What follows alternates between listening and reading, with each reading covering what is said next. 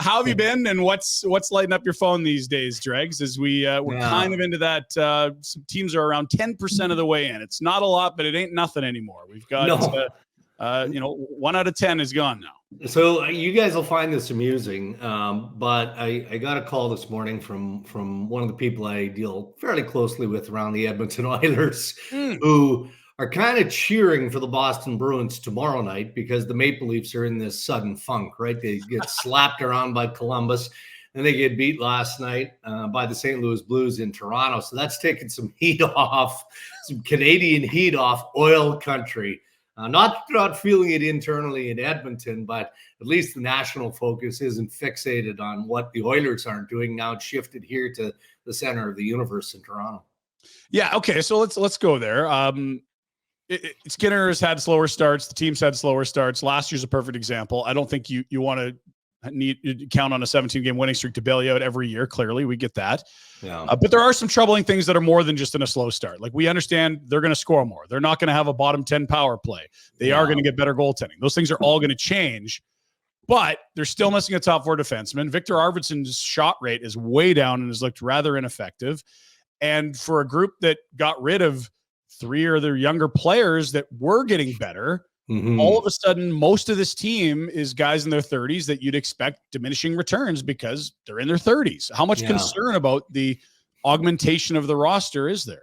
Well, there's got to be concern, and Stan Mullen, tried to dismiss some of that earlier. And we're talking 3-4 games ago, so not that long ago, by saying, look, it's not on our 4, 5, 6D. It's actually on our top players. They're not performing. And I think that still holds true, but I also know that Bowman is making calls, no different than Ken Hughes, Barry Trotz, all the underperforming general managers are definitely scouring the market by virtue of what they do. That's exactly what they're doing.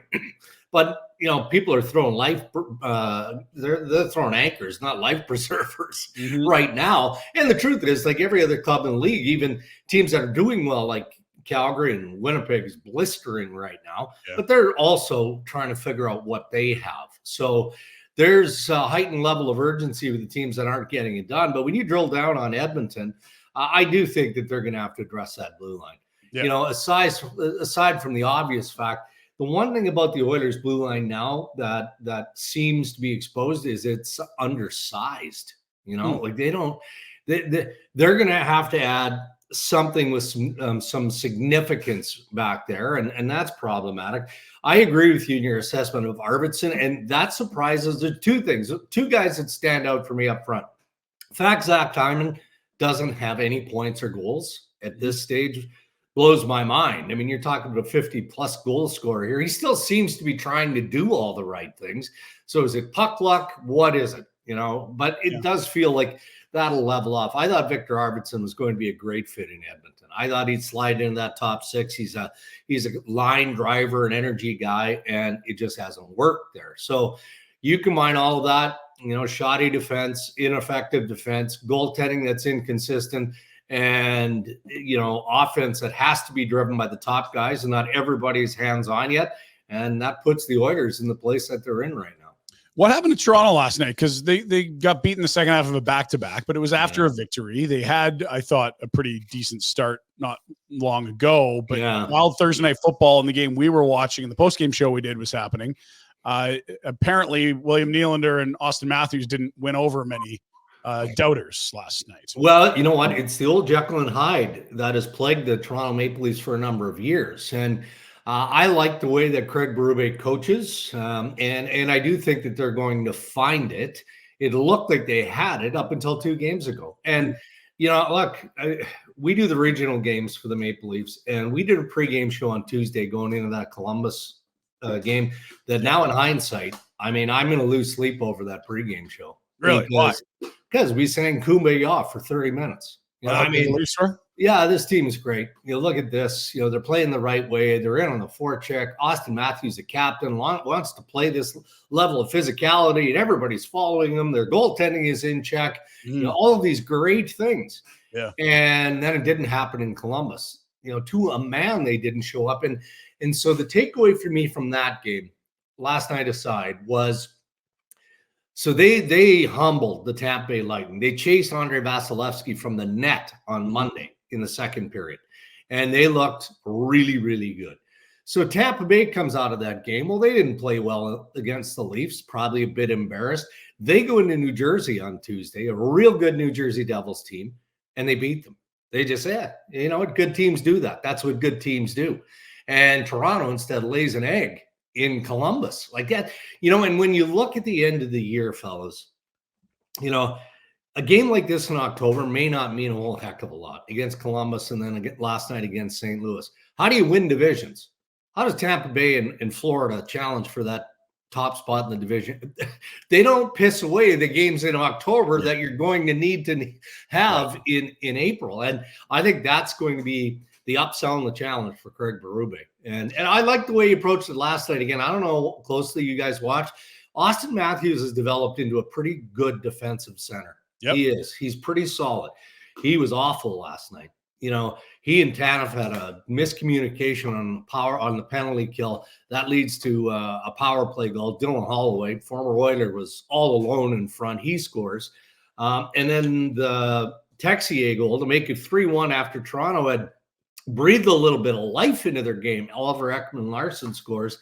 Again, Matthews just comes unglued in the corner, loses his battle, and you know, now it's a 2-goal gap again. And then you see Craig Berube on the bench giving it to Matthews. And that matters, right? That stuff matters. You got to hold everybody accountable. You can't, you know, sit Timothy Liljegren in favor of Connor Timmins or whatever. So this is coaching 101, but these guys are either going to get it or the tough love is going to continue on a shift-by-shift basis. One of the games I caught last night, it was earlier, was Dallas and Boston. Oh, excuse me. That broadcast.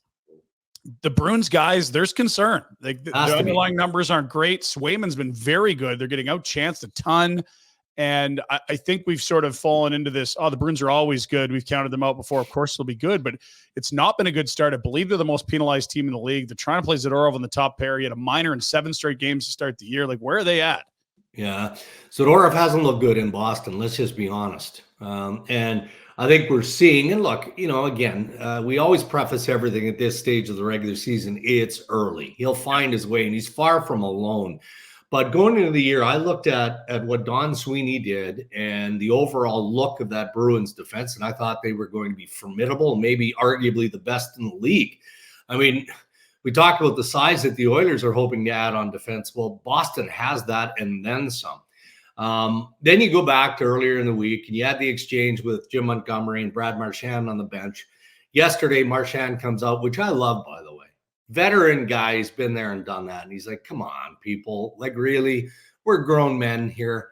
You know, why are we going to make a big deal of this? You know, he held himself accountable and just dismissed that there was any issue there. Okay, that's fine, too. And, you know, Marchand hasn't been good this year. Their top guys haven't been great. This guy's had 3 surgeries in the offseason. You know, he's an older player, so we can appreciate it's going to take a little bit to get him going again. So they go up against the Dallas Stars, and you nailed it, man. Like, they came undisciplined. And how about the start? You know, the 20-year-old Matt Potter makes a great play on the forecheck, gets a puck out front to David Pastrnak. Poof, it's in the net. They've got the start they wanted, 1-0. And then Dallas ties it up, and all hell breaks loose. There's a string of penalties, 3 consecutive power play goals by the Dallas Stars. And we're all going, what is going on in Boston? And so here's where it got a little, I'll bring you into my world this morning. Okay. All right. So I learned this morning that a scheduled practice, and not on social media, you know, one of my people there says, hey, we just had our practice pushback. Well, automatically, I'm like, okay, hold on a moment here. What, you know, so, okay, it's Jim Montgomery's in the final year of his deal. There's no way they'd gong this guy. You know, they're not even 10 games in. But, like, again, that's a volatile group in Boston. It's believable. But I think what's happened now, and I don't know if it's been firmed up on social media, correct me if I'm wrong here. I think the coaches went out on the ice and the players held a players-only meeting. Which is never a good thing. No, I don't know. Yeah. Like, take us into that. Things are going right is what it is. Take us into that world for a moment. Rhett, I'm sure you're in a dozen of them or more over your what is that? The captains, the leaders calling that and starting to point the finger, or is it an open forum for everybody to have the mic? usually it's an open forum. The leaders will call it and say, we got to get on the same page here. Why aren't we playing better? The problem is, has it happened? Sure. Is my memory great? No, but I don't recall many early season team meetings where the team rebounds and actually does. Usually when you see that, it doesn't mean the team won't make the playoffs. Yeah. It just is an indicator of something's not right there. Yeah. There's something's missing. Yeah. And it's better to do it than not, but it's best not to have to do it mostly, because usually it's a sign that something's wrong. And I don't know. There's meetings that pull the team together and you get going better, but it doesn't. I don't know. It never seems to make as big a difference as you hope. I would say it's not necessarily correlated to getting things back and going right, but it's always correlated to when things have gone wrong. So if you're having one, you're in the shit. Yeah.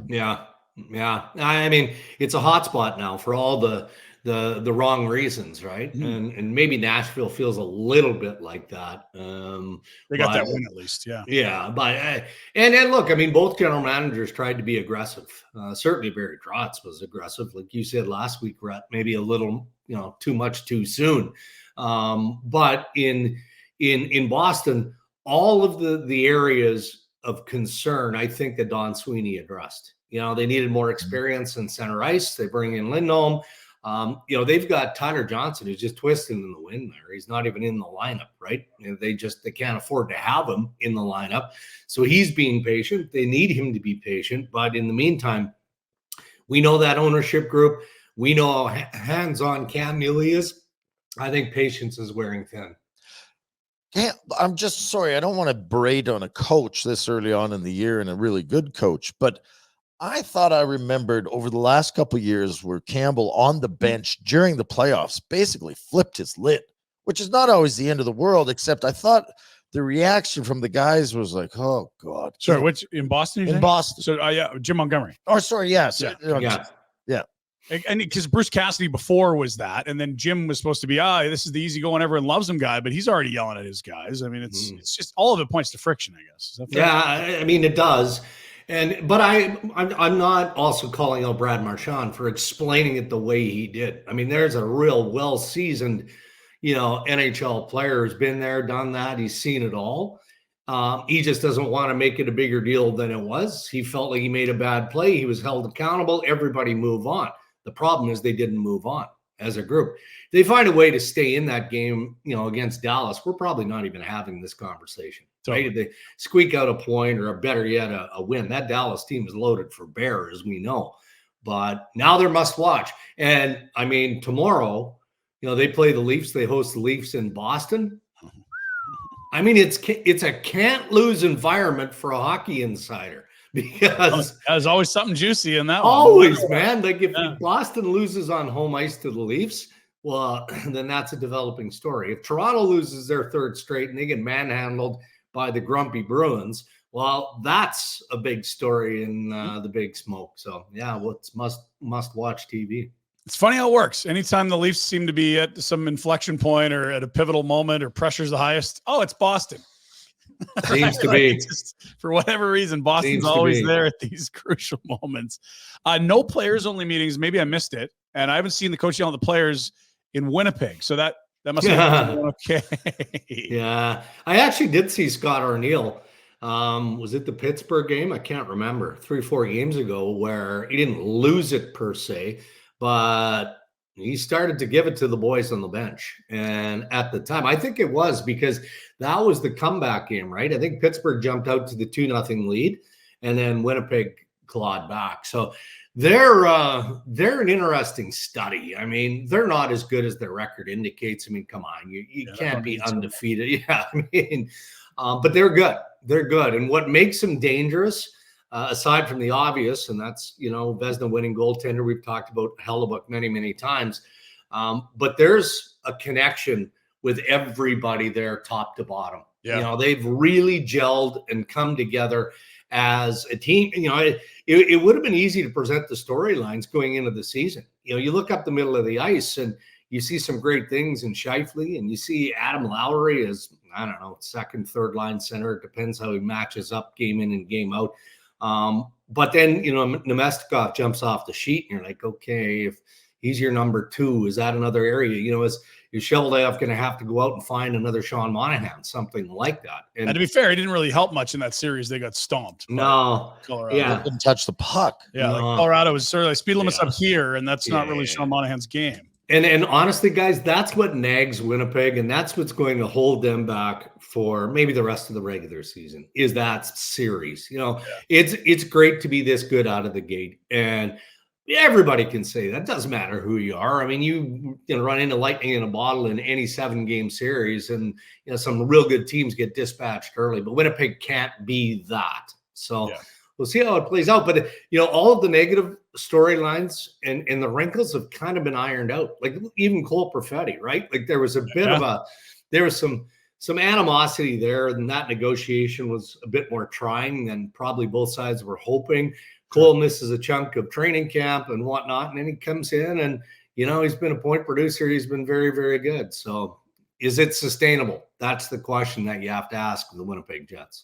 What are you seeing and hearing out of Vancouver? Elias Pettersson off to a really slow start offensively. And in fact, when you look back to him signing that extension, I mean, last year down the stretch, it was a big storyline. His absence in the point column in the playoffs is well documented. I mean, it's been a really rough go here for a guy that doesn't look like a 100-point player anymore. And I think we all thought he'd be that when he signed this extension, a huge money. Yeah, I mean, I was in the camp of at least having the conversation preseason about him being in the possibility of a Hart candidate. I really felt like this guy was going to seize opportunity here, park all the nonsense from last year, feeling good, health-wise, mentally focused, all of those things. And it just, that hasn't been the case. I mean, he hasn't been good enough in the majority of games the Vancouver Canucks have played. And I didn't see it. I just read about it, the exchange that he had with JT Miller. And I read Ray Ferraro's. Was it Farhan Lalji or somebody making a bigger deal out of the exchange that JT Miller and Pettersson had in a practice? And Pettersson kind of gave him the business, like grow up or whatever he told him to do. And Ray just came in with the hammer and just said, oh, and that never happens in football. I mean, there's clearly hard feelings around the Vancouver Canucks because they're not playing as consistently as, how they know they need to play. But, they'll get Dakota Joshua back. And is he going to be a game changer? No, Demko 100%. If they can get him back into the mix the next couple of weeks, that is a game-changing ad. But the coaching staff they have in Vancouver is the right staff to juggle all of those personalities. But to go back to Pettersson, I mean, that's on him. He's got to figure it out, plain and simple. He can't be coddled. He's not going to be coddled by anyone there. And at the end of the day, I can tell you who's not worried about his contract, and that's Rick Tocchet. Doesn't give a rat's who makes what inside that room. So Pettersson is going to demand the ice that he's given. He's going to have to earn it. Otherwise, that's going to change. What's the trade buzz like right now? Quiet? Is there always little murmurs, or is it rumor season where you're saying, okay, everyone's going to wait till the deadline anyway? Where are people lining up and gathering information? Yeah, just as you'd expect, man. You're looking at the teams that haven't done well.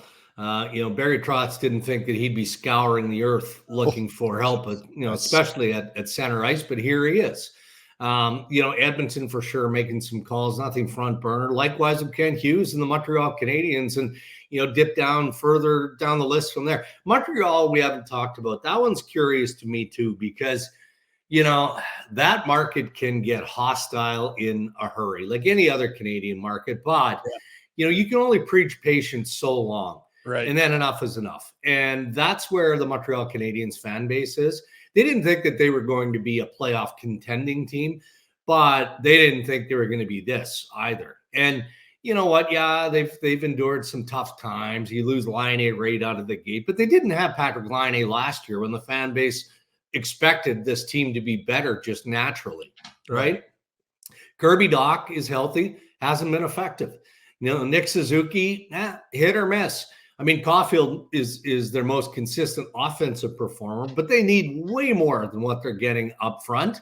I mean, you can say that across the board. Sam Montembeault in his first game, I mean, Pierre LeBrun did an insider trading segment talking about this guy being in the crosshairs of Canadian management for the Four Nations position in goal. Well, maybe, but they need to see a lot more from him and the goaltending of the Montreal Canadiens in general. So Kent Hughes is a GM that I think is out there. He's just trolling. You know, I don't know what he's got on the line for bait. He's trolling, hoping he catches something. But we'll see. Like I did something on Dante Fabro, and you know, he'd be a curious target for me out of Nashville. You know, only because he's a right shot D-man. He's got some experience, and he's right in that kind of wheelhouse, right? 26 years old, expiring contract end of year at $2.5 million. The thing that he lacks is size, right? He's 6 feet. You know, I don't know what he is, whatever his weight is, but he's a dependable defenseman. So there are nights where he can pair with Roman Josi and play 18 minutes. But then there are nights where he's in the press box because he just seems like a misfit. But, you know, for some of these teams that need some help, like Utah, I don't think he would help Edmonton too much because he doesn't bring a level of size. But that's the type of player that Barry Trotz is willing to package to try and get something perhaps bigger and to facilitate a need in the middle. Dregs, love it as always. We've got a busy day. I'm sure you do as well. We've got a business meeting. Is it with Nutella? You guys have bought stock now? I mean, Dean's got to go to the car wash, hose himself off, and then the inside of his vehicle. And then we're meeting at Origin Brewery, who brew our Barn Burner Blonde beer. Oh, good for you. Absolute hit here in Calgary. So it's a business meeting. It's working late on a Friday, but we'll do what we have to do. Rex. We're committed. Good for you, fellas. I wish I was there. One of these times, I've got to make that Western Canadian trip, and we'll do this live and in person. Make sure you wait till like January when it's minus. Oh, yeah. Always... Get the full effect. Sounds good. Yeah, right on. Thanks, Dreger. Hey, guys. Have a great weekend. See ya. There's Darren Dreger on our Insider Hotline for Crystal Waters. Hey guys, thanks for watching. Be sure to check out more of our content right here on the Flames Nation YouTube page. We had a bunch of great long-form interviews. You can check out some videos we've done as well outside of the studio. And of course, if you want more writing or merchandise stuff, flamesnation.ca or nationgear.ca. Appreciate you watching.